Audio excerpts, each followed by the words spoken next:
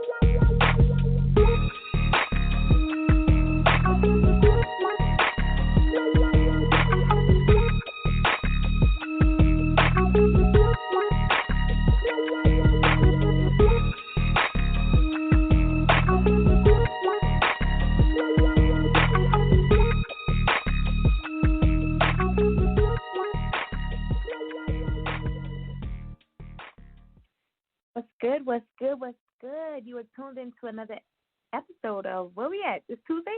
Yeah? Two Lit Tuesdays right here on Endie Fiya with your girl, Nakia. What y'all been up to? Y'all been behaving still? I know some of you don't know how to act because your states done, release some of your lockdowns and you don't know how to act. Like, I'm going to get into the interview. I know I got a sign that was just held up. It said, don't talk tonight, just interview. And I was going to do that. But it's been a minute since we've been here, guys, right? It's been 2 weeks since we had a show. And so, an actual, interview.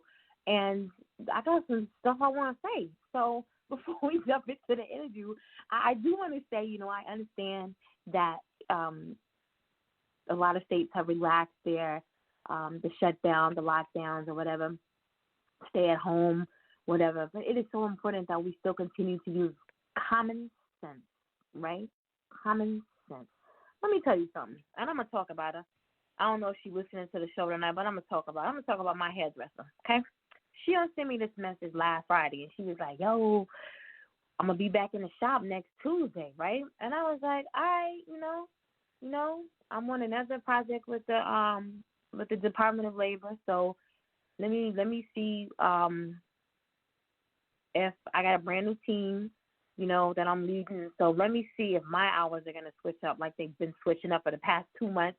And I'm going to get back with you, when I'm going to get in there. All right, so I look on, Facebook on, Saturday, right, or Sunday, and this heifer and her man, they in New Orleans. And I got a huge problem with that because not only are you, you done left the state, you done travel through states, and you're putting, yourself in harm's way, and now you could possibly be bringing back something that could put your clients in harm's way. You know what I'm saying? Because you open up the shop today, not knowing if you even brought back anything that could possibly affect your client. So how much common sense did that make? Like none, right? None at all. So needless to say, you know what I'm saying, I'll be rocking these wigs a little bit long because I ain't in no hurry to get no hair done. I don't have nobody to impress. And like my nails, I come to the realization I'm going to cut them. We talked about this on the last episode. Like, that was my issue. Like, these are my nails. So I have a problem with, cutting them. But, I'm going to have to cut them because I ain't about to be running to the nail shop neither. So I'm going to have to let that wait out and see how them people do, under these relaxed regulations, whatever. Couple more weeks, see what they do up in there, and then I'll consider. You know what I'm saying? But it can't be no 2-hour process like it's been being in the past. You know what I'm saying? It's got to be something simple. So just use your own judgment. A lot of people are still not even hip to that, like using their own judgment. And I was telling my guest earlier before the show, like, I'm in this state of mind right now, I've known all along that this is real, and I've taken it so seriously because, I've worked with both the New York State Department of Health and the Department of Labor, and I've been telling you guys, the stories that I've been hearing and, just everything. So I've always taken this seriously, but I've had multiple deaths, in my family in the past five days. And so immediate family, and then I actually lost an ex as well. He was buried today, and And I don't know if anyone has ever lost an ex or not. And I didn't really like him like that or nothing. Y'all go ahead and laugh because I did. I laughed when I was telling the story, but I couldn't sleep. Like, my heart just hurt. And I cried all night. And you never know how their death is really going to affect you until you go through it. You know what I'm saying? And like I said, we wasn't really, all that much in, like or whatever. But the fact that now that this connection that we had is now severed, completely severed, that shit hurt. That hurt. You know what I'm saying? It really hurt. And so, just as people have been saying throughout, all of this, make sure that you're taking the time out. When you don't hear from people, make sure that you're taking the time out to reach out to people, reach out to friends, family, loved ones, you know what I'm saying? Just make sure they're doing all right. People that you're used to seeing and now you don't see them a lot. Okay, with the exception of me, like, I'm on a hiatus on Facebook, so don't y'all come calling looking for me. You see me posting in a different way now. So don't come calling me because, I'll be talking on the phone and stuff. So, but I'm just saying, normally people that you're used to seeing all the time, friends and family, just reach out to them. Then make sure that everything is good. And not only just with this that's going on, we mentioned this a lot, how this is still affecting people that may, their finances still may be to them right now.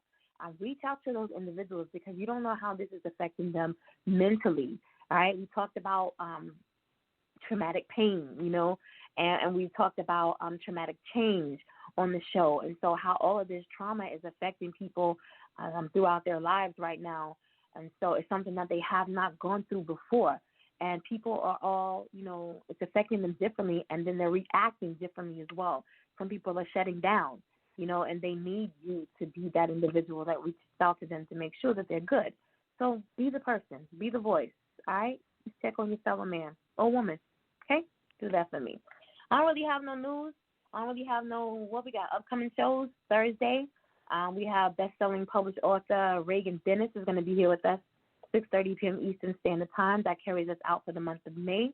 And then June begins, and we'll talk about June on Thursday. Okay? All right. My guest this evening is Rose Waters. She is a wife and a mother of 3. Oh, speaking of mother, hold on, let me back up. Yes. So you guys know my son is deployed in Kuwait, right? And I haven't talked to him in a minute because he pissed off at me. So I talked to him today. And you know that little saying that, you'll need me before I need you? Well, that's how your kids always are. They always going to need you, right? And so I'm so happy to have been able to hear from him, not just seeing him on Facebook and not just getting a quick text, hey, Ma, or whatever, but actually talk to him. It was for, a very good reason. Y'all make sure y'all checking out credit. Y'all know I do taxes, right? I'm starting this credit academy on the 1st of June, and so I'll be able to combine my tax preparation business with the credit. And next year I'm going to really get all y'all straight. But my son has like $7,000 worth of, student loans that are not his. And, when he comes back from Kuwait, there's some things that, him and his girlfriend, they want to do. And so, he's trying to make sure that his credit is good, and he got these alerts, and he's been putting them off. And he called me today, and he was like, Ma, I don't know what this is. You know what I'm saying? I wasn't in school during these times. And so make sure that not only your credit is straight, but your kids' credit is straight too, especially those that are in college. You know what I'm saying? Graduating, about to graduate college. Make sure that their credit is straight so that when they do step out into the real world, they're not slapped in the face with these obstacles like, I'm seeing on his credit today. All right? Y'all do that for your kids and yourself too. All right, back to what I was saying. My lovely guest this evening is Rose Waters. She's a wife and a mother of 3. Although she is an experienced professional writer, Rose Waters has been writing fan fiction stories for her classmates since the age of 12. Rose Waters currently resides in Gary, Indiana, but was born in Greensboro, North Carolina. Rose has many talents, but writing is her past. Women of all ages with her stories because she's been through many things at different stages in her life. Rose Waters recently published her first book entitled Domestic Violence, Love Was a Battlefield. Later this year, she plans on publishing her autobiography. Endie Fiya listening audience, I present to you this evening my very, very special guest, author Rose Waters.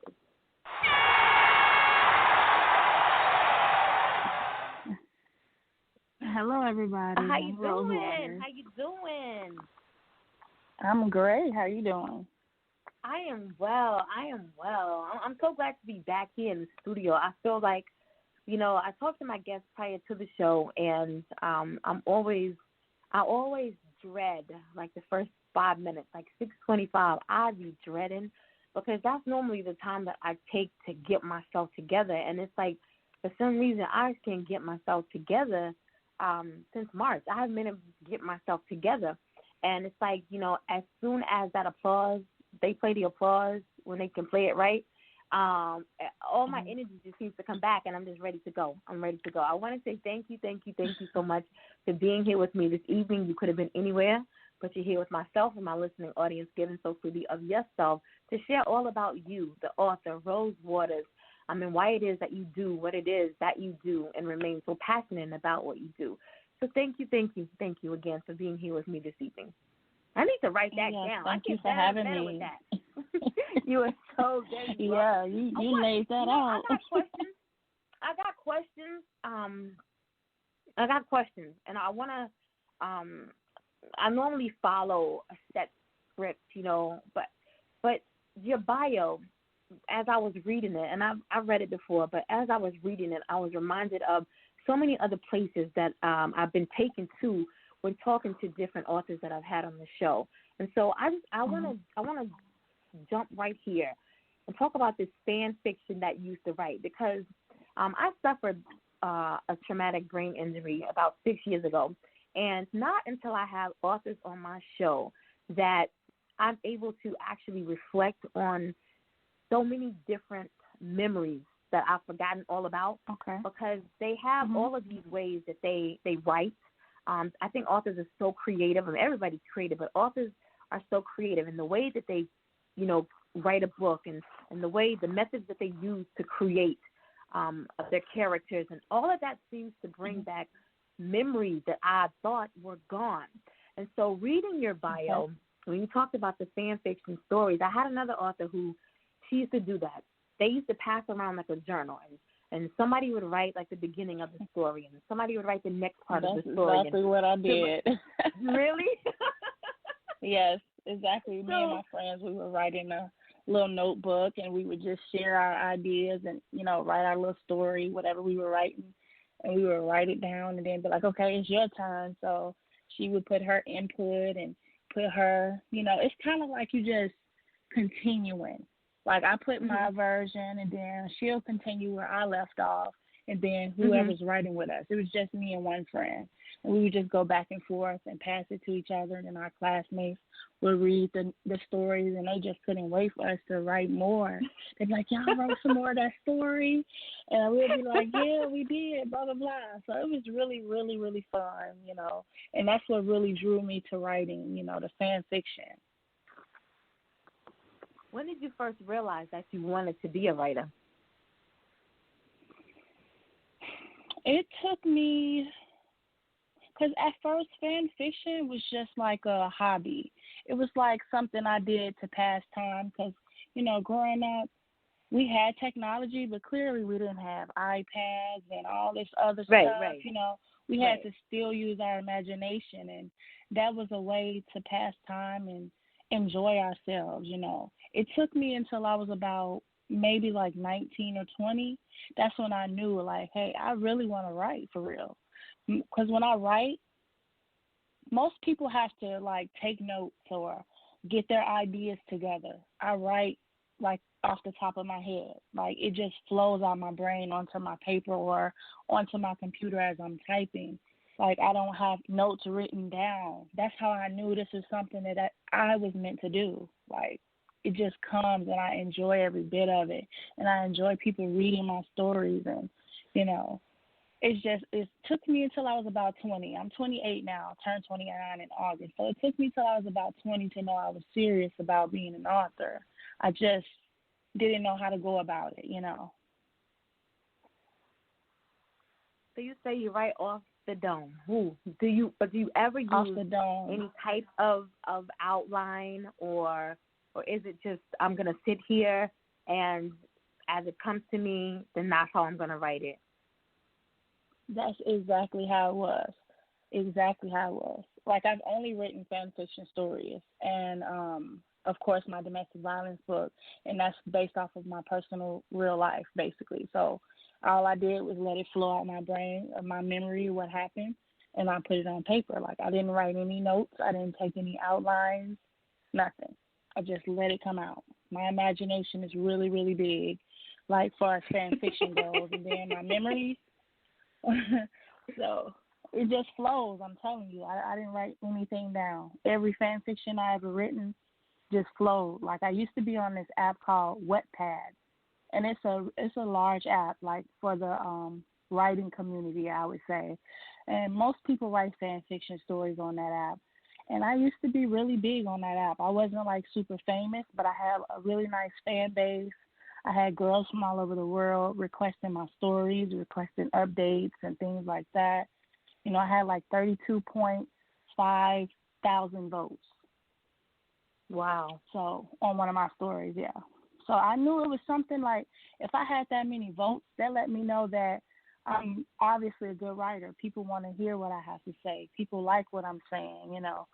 So I still didn't take it too serious though yet. It took me a while. I just was like, yeah, this is something I'm doing to pass my time. This is something that I'm doing that I like. It's a hobby of mine because I'm actually multi-talented. That's why I didn't take it so serious. There's a lot of other things that I can actually do. So this was just one of my hobbies. But the more I do it, the more I love it. So I realized that this is what I want to do. What was an early experience when you learned that language had power? An early experience. I would say in my teens, I used to write poetry. So I don't know. Like, when you first start getting into dating and stuff like that, I was writing poetry for my boyfriend back then and stuff like that. And just to see his face as I read the poetry to him, it let me know that my words were powerful. And we were just teens, puppy love and all that good stuff. So it's like, it's something to my words. It's something about the way that I write that's special. Like, I don't know.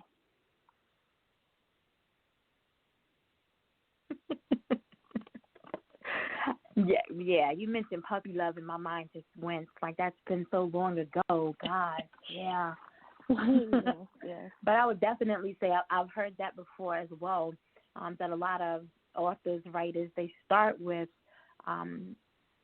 poetry. That's where they, began to put the words, formulating the words, and watch how they flow together on paper, and the reactions that they got from other individuals, that led them to wanting to write. People reading their poetry and how it touched them or how it affected them is what, led them to writing their books or their novels. Writers are often encouraged to write what they know. And I know that you just mentioned that your book was from real life experience. Yes. Since you have published your first book, how has that impacted, what you're writing about now? I actually was not expecting to get such a large amount of support from it. That's one thing. Two, really? I didn't really realize I wasn't. It's just because of my upbringing, the things that I've been through. I'm not used to support. So that's why it's just like, it just hit me like, wow, I'm shocked.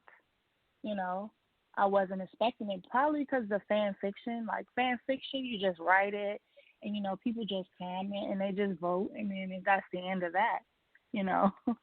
So, like, that's completely different. That's why I said I completely, like, switch lanes. Fan fiction is just fun. It's just, entertainment. Writing this book is, especially since it's a real life situation, I have to, I have different people writing me, asking me questions. What should I do? What can I do? I realize it kind of makes you become an advocate for this situation because people have been through what I've been through. So they want help. They want to know, how did I survive? How did I make it out of that situation? Or, what can I do to help? Is there something that, I can do to help them? And it's just, I was not prepared for that. I should have prepared myself, but I really was not prepared because I've had a few people ask me questions that I really could not answer, So it's really breathtaking in a good way because I feel like once I learn more about the situation, that I'll be able to answer more questions. I'll be able to be an advocate. I'll be able to stand up for domestic violence and people that experience domestic violence, Right now I feel like I'm a rookie at it. I know what I've been through, but I wasn't expecting other people to tell me what they've been through and, say, what should I do? And it's really hard, being young. And I'm not that young, but I'm young. And there's a lot of people that's older than me that's asked me questions, and I'm like, I don't know. Let me the best I interject. can Let tell me you interject is really pray. quickly. I'm going to interject really quickly because I'll forget what it is I'm trying to say. I am a domestic violence advocate. And so I want to back up. You said that you felt like you were a rookie. Now, I want to make sure that I heard you correctly when you said that you wrote this book because this is something that you've gone through, meaning that you've gone through domestic violence, correct? Yes, correct. So as a survivor, we don't call a woman or a man who's gone through domestic violence a victim. As a survivor of domestic violence, you're not a rookie on the subject or the topic of domestic violence. You can speak more so. Everything I know, I've known because I've studied it. I've gone through extensive training to be an advocate. But you've experienced things that I could never. I've seen it firsthand because I've walked in on it. I've had to sit in the hospital with survivors. You know what I'm saying? I've had to take people home. I've had to be in the courtroom. But when you've gone through it, you're more of, and lived and survived it, you're more of an advocate than I could ever be. So when people come to you with questions, you learn together the answers that people are seeking. You learn those answers together.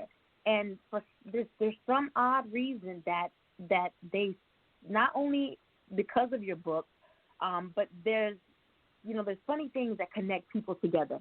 And I learned to stop questioning. You know what I'm saying? I learned to stop questioning what those reasons are. But people are connected together for one reason or another. And it's normally to help. People, they say that people are in your life for seasons or reasons. But, because of the book, I want you to just sit back and document every person that you speak to. You don't have to list their names, but document what is said, the conversations that you have, what they say to you, the advice that you give to them. And then in the next month, look back at your growth. Because something that I tell my artists, if when you're making music, if you put a track out this month and then 3 months later you put out another track and, you're not seeing the sales and you're not hearing the growth in yourself and you're not seeing the growth in yourself as an artist, you need to revisit, the master plan for your life as an artist. When you wrote this book, you did so for a specific reason, whether it be an outlet or release, whether it be to mend some things that were within you, whether it be to help someone else, whether it be to experience growth yourself. You wrote the book for a specific reason. So look at those questions, that advice that you're giving now. In a month's time, go back and reread all of those, that information that you dropped on people, that knowledge that you were able to pour into people. See how it has impacted your own life. Look at the growth that it has, enabled for Rose Waters' life, right? Because there's purpose in what you've done. So never say that you're a rookie, because, again, you're more experienced in this situation than the biggest advocate. And I have years of extensive training, but could never get to where you are or where you're going to go with this right here. Okay? Okay. Just had to interject with that right there. Just had to interject with that. When people write about topics like, and I'm a rape crisis advocate also, as well as human trafficking, when people write about these topics, they have to go out and do tons and tons of research. They interview people. They watch documentaries. You know what I'm saying? They get they do one-on-one interviews. They sit in on group discussions and forums. But very seldom are they living the lives themselves, or how have they gone through any of that themselves. How hard was it for you to stay focused and not be distracted when writing about, and I haven't read your book, but when writing about maybe occurrences or events, something, a timetable that might have occurred in your own life, how hard was that for you just to stay focused and not, let your mind take you someplace else and be in that bad predicament that you might have been in, years ago? How did you stay focused? It was hard simply because it actually brought back memories. It brought flashbacks. It brought back emotions. I wanted to quit a couple of times, to be honest, because it's like I feel like I went through it and now I'm reliving it, basically. I had to give some details about things, and it's like I'm reopening a healed wound in this situation. And so I pushed myself to continue to write this book. Not only did I want to get my story out there, but I really, truly want to help somebody else that's going through this. It's like, don't be selfish. Get this story out there and help somebody. And that's what I told myself, And that's what really kept me motivated, and that's how I kept pushing. Like, I was procrastinating for a while. Like, I actually started writing, like, at the last minute. Like, because there's 4 parts to this. There's 4 different authors that wrote in this book. And I was like, maybe she can just take those authors and I'll just stay out of it. I don't need everybody judging me because of what I've been through and looking at me all funny and, oh, wow, she was abused. I was worried about what other people thought instead of worrying about maybe I'm helping someone by them reading it. Maybe I'm giving someone power to get out of their situation. So I just put myself behind myself, so to speak, and I just thought about other people. And that's what motivated me to keep going. Okay, you said there's 3 other authors in this book. Whose project was this? This project is actually organized by Samantha Swain. She is a true crime author. I recognized the title. Yes, we had her on the show. She was on the show back in March for our Quest of a Woman series, and she talked about the book Dead. She did not, and I know one other author that's in the book. We go way back. Yes. And but she didn't list any. She listed him because he called into the show, but she didn't want to list any of the other authors, and I respected her for that because of the sensitivity of the topic as well. But I knew, I kept looking at the title. That looks so familiar. But I have a stack of books that I haven't gotten this one yet. But I have a stack of books. That's a downside of having so many friends as authors. Because the music part, I listen to music, I critique music, so I hear music all day long. But when it comes to reading, I can't stay focused long enough to read books. I'm thankful for the friends who have, e-books and the books on Audible and everything that I could just, let a device just let it play, and then I'm done with it, in about an hour and a half or 2 hours, I'm done with it. But if I got to sit down and read a book, my imaginary adult ADD kicks in, and I just can't do it. But I do. I look forward. Yes, I look forward to reading this. I had no idea that this was the. This is that book. This was the book. Yes. Yeah. And we actually do have it on the ebook too. Oh yeah. So, Girl, it just got. I think there's still some technical difficulties, but we're getting that completely set up because it's more convenient for a lot of people that's on the go or people that don't have time to just sit down and read, like you said. So we're getting that set up too. It is, because I sit down, the way my life is hectic as it is right now, I sit down and 5 minutes, I'm dozing off, but then, 10 minutes later I'm wide awake, but then I doze off again. And so, yeah, I need the ebook. It'll keep me alert. I can listen to it. And then, yeah, if you're just tuning in, you're live right here on Two Lit Tuesdays on Endie Fiya with your girl, Nakia, and our very special guest, author Rose Waters. I want to jump into this new track by our girl Asia out of Pensacola, Florida. This is The Argument. Now, it's actually been in rotation on Endie Fiya since, March, because Asia started out Quest of a Woman, but the track itself just dropped today. It is available on all download and streaming sites. This is The Argument. Y'all get into this.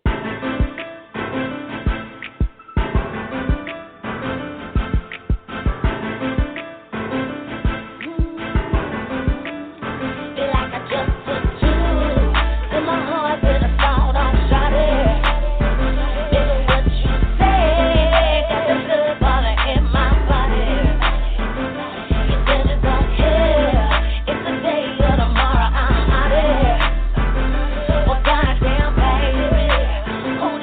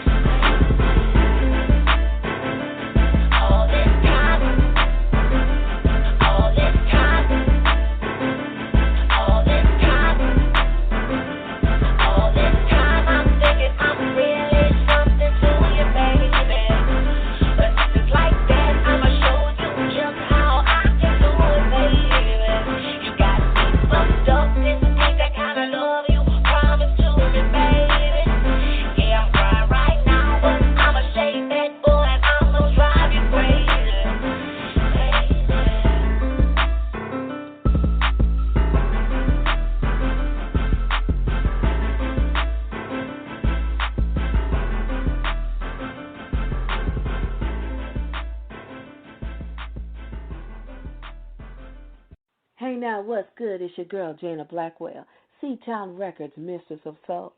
And you're on the air with the hottest independent station, Endie Fiya, with your host, Nakia, giving you that heat right here on the station, bringing you all of the hottest hip-hop hits, Endie Fiya.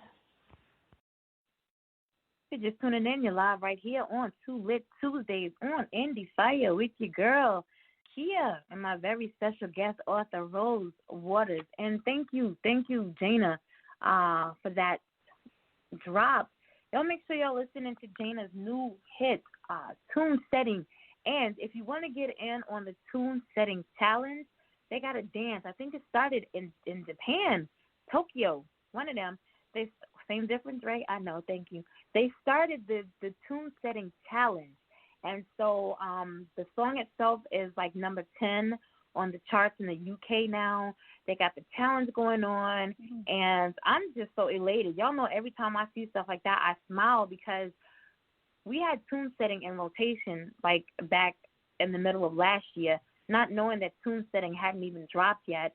Tune Setting was our 2019 Best Female R&B Song winner, and Ojana won for that song. And the song just dropped last month. So I'm super excited, as she continues to climb the ladder. Endie Fiya is all on her promo with Tune Setting and that award. So congratulations to Jana for all that she's doing. C-Town Records, Mistress of Soul. And congratulations to you, Asia. The Argument, now out on all digital download and streaming sites. Make sure that you check out Asia with The Argument. Rose, you got to call us. So I want to go ahead and jump on over here. They may have a question. They may have a shout-out. They may just want to show you some love. Either way, before I get back into my part of the interview, I want to go ahead and open up the floor for your callers to go ahead and show you some love. All right? All righty. Who do we have on the line? You are live with Nakia and Rose. Good evening. Good evening. How are you? I'm calling for I am Rose. well. I'm so proud of her. Good evening. Thank you. Yes, ma'am. Who's on the line? This is Samantha Swain. I'm so sorry. I'm the collaborative coordinator of the anthology that she's on. And it's always a pleasure to hear her calm voice. But let me just tell you, she's calm when she's on the radio. And she's that's what it is. She's calm for you. So I appreciate that on one hand. I try to fill out my guests prior to hand. I try to talk to them through Messenger or look at their posts. And I saw some of her posts, and I was like, okay, she's a little mellow. You know what I'm saying? She might be a little low-key or whatever. But then I saw a couple more of her posts, and I was like, oh, no, she's out that life. I already know how you do, Samantha, so that's why I say once you get her started, man, she hits the ground running. Yes, I do. And I tell you, and all you can do is put your seatbelt on and hold on, because she will go. She will go off. She will take it and run with it. And I'm so proud of her. And I try to make sure that I leave a gateway for her, because I know that she's the one out the bunch, because I have about 3 anthologies going on. She's the one that I know will, when the rubber hits the pavement, I know she just needs a gateway, and she has things to say, and she has things to share, and I just, I considered her the young cat, the baby sister, and she's the one. If there were alleys in this area, and I had to walk through the alley, I would want Rose to walk with me because if anybody come with anything, it's handled. I'm ready. And she handled it with this anthology, and I can't express the humbleness that she instills in me just from her being her, and because she could be a different person. And I'm grateful for the person that she is. And for everything that I think of, for a gateway for her to gain followers and to follow her continually into her next project, which there will be one. I want only the best for her. She's that one person. I want the best for everyone, but she's that one that I will continually look after. Aww. And I thank you. I can't express that enough. Thank you. And I thank you too. You gave me this opportunity to actually push myself to become a published author, because it was all just, entertainment and, fun for me. And now it's something that I really want to do, and that's something that I've been putting work into, overtime, advertisement, and I'm just grateful for you. The topic alone is something that is going to go way over our heads, but we got to be able to catch it, and I'm only 5'1", so I got no problem holding on to a balloon as it's lifting up. But, we got to be able to do that. And I'm so thankful to know you. I'm thankful that you participated, and I'm humbled for this path that you're getting ready to take. And I feel the need to always look out, because as they say, man, they coming, and I want to be able to be the one to tell you yes, no, left, right, keep straight. For you to get on the path where you need to go, and for it to be enjoyable. Writing, it for me is an enjoyment. It's where the characters in your mind have a voice, and they speak, and they will make you cry, and they will make you bear all emotions. And you are that one. You are that one. I'm happy to know you. Yes, I'm ma'am. happy to know you. Thank you. Thank you. Thank you for calling too. Yes, ma'am. Okay. Bye. Bye.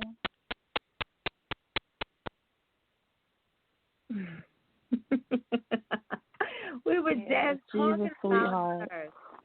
She is. Mm-hmm. She is. And for some, I don't know how long you've known her, but for someone to be able to find so much good in you and see so much potential for growth as an author and growth as an individual in you, and then speak about it, says so much about you as an individual, says so much about you, and your character, and how not only have you impacted Samantha, you yourself, but you and your writing. That says a lot. I can't wait. I meant to ask her, when it was going to be on ebook, but I'm sure I'll see it. Somebody will let me know. Yes. If it's not already there. Somebody will let me know. Yes, we will definitely keep you updated. Please do. What one thing would you give up to become a better writer? I know that there are, there's many distractions from social media to gaming, to people can invest a lot of time in their extracurricular, activities that can keep them distracted from doing things that they really, really need to buckle down and do. So what one thing do you feel that you would give up or be able to give up to become a better writer? Well, I definitely get distracted easily. I don't know. I've always been just by myself, so I've always had to entertain myself, no siblings growing up. So I've always been, keeping my spirits high, music, drawing, crocheting. Like I said, I was multi-talented. So it's easy for me to get bored with one thing because I've always done so many different things. So I would definitely say giving up gaming because I'm a big gamer. Like I play games like I'm a male almost. Really? I'm a big time gamer. Yes, I love video games. I'm a gamer, and I would probably give that up because it consumes me a little bit sometimes. Very competitive. Like I played basketball in high school, so it's just that competitive in me that I need to feel that again. And that's probably why I game so much, because I don't play basketball anymore. Does your husband game? We gamers, yes. Both of us. We're gamers. We game together. We do it together, so yeah. How did your family, you mentioned earlier about the lack of support. So let's talk about the immediate family, your spouse, your children. How do they feel about you, being a published author now? And are they supportive of what you're passionate about? My husband has always been a great support system, that's for sure. He supports me, he helps promote me. He, encourages me to write it, get it out there. That's his, sound like him when he said it. And my kids, I don't know, I guess it's not easy for him to really process it. It's like all talk to them. They see the book, they see that I published it, but I don't know if, I don't know what goes through their head as far as knowing that I'm an author. They just smile when I tell them, when you speak about your mom, tell them your mom's an author. That's what I be telling them. And and they just smile and they just look and they say, okay, stuff like that.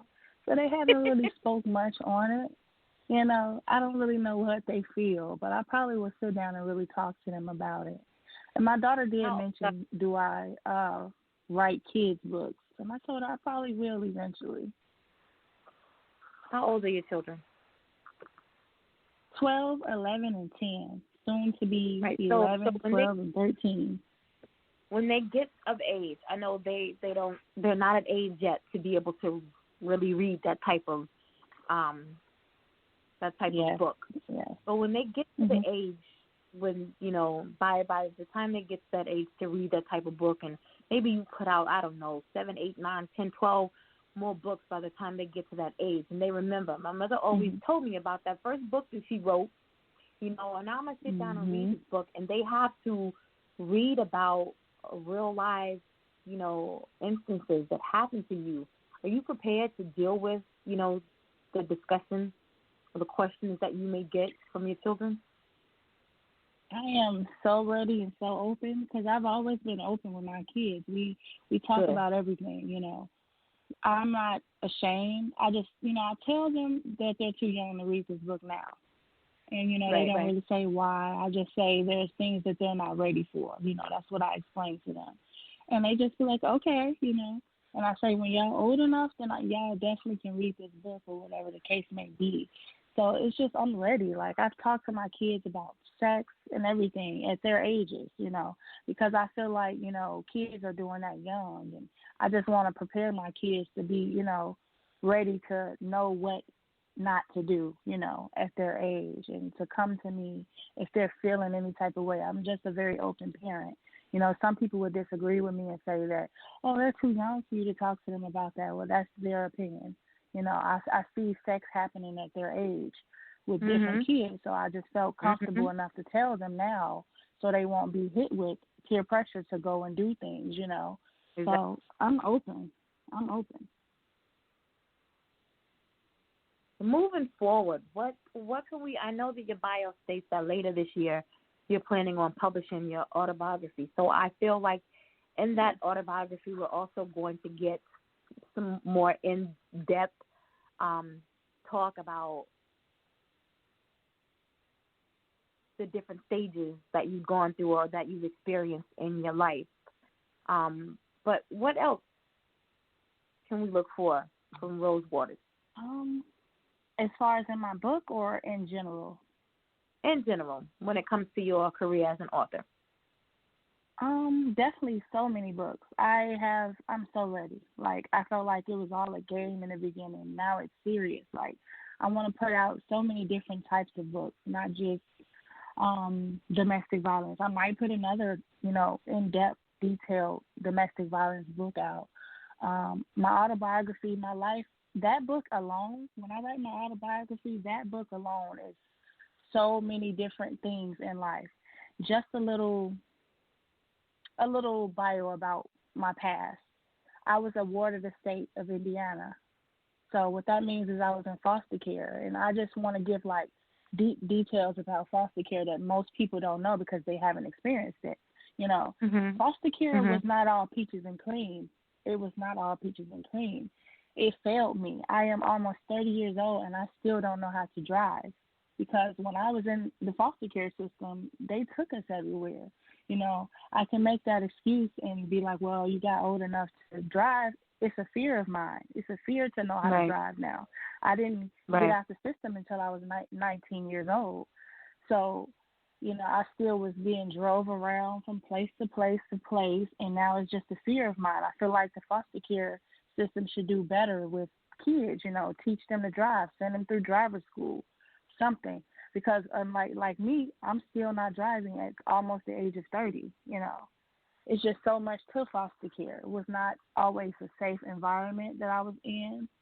Like, I'm going to give, some really deep details about a lot of things. I've been through sexual abuse growing up. I've been through physical abuse as a child. I didn't meet my birth mother until I was 18 years old. Never met her. Of course, I knew her. I came out of her.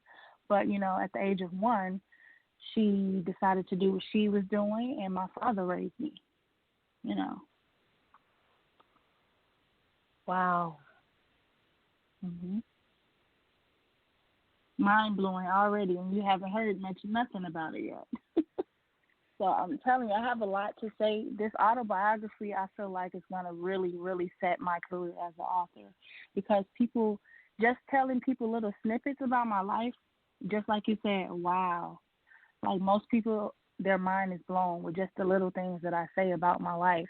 I'm going to go in so many details about every little thing, like my life in general. It was never peaches and cream my entire life, So.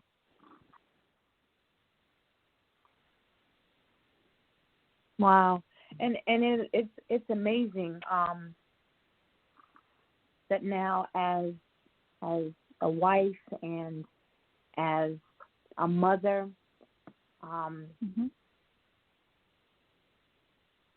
that even though you've gone through, so much, and that's why I said what I said about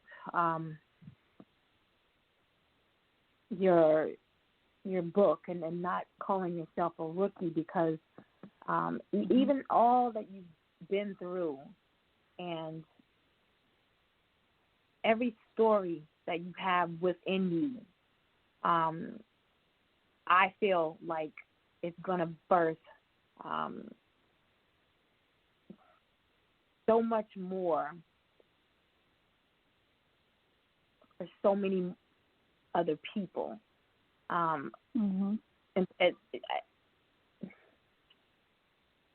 These are stories that need to come out. I know a lot of people, they write books, they write 4, 5, 6, 7 books, and then they go back and they write their autobiography because now I'm established, as a writer or as an author.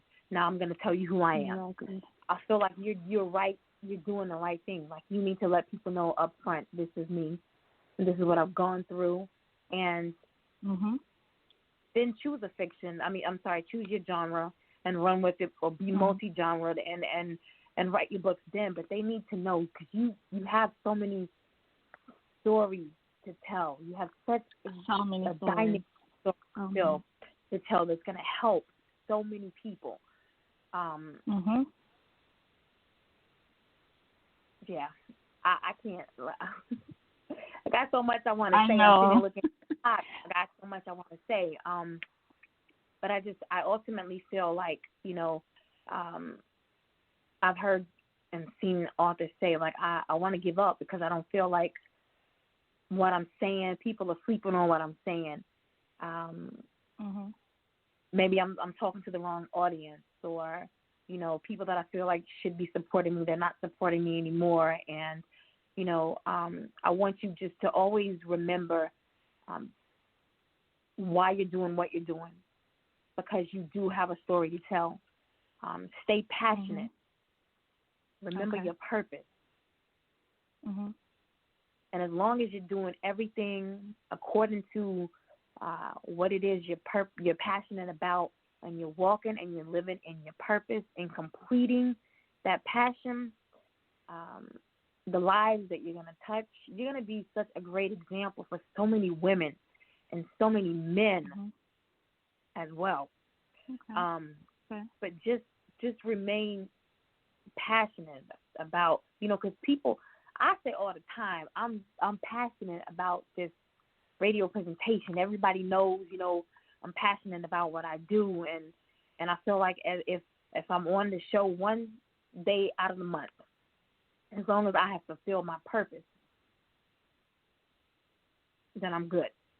But just remember why you're doing what it is that you're doing, and keep a little journal, like I said, that you can document the people that you talk to, the lives that you affect, and watch how you yourself grow.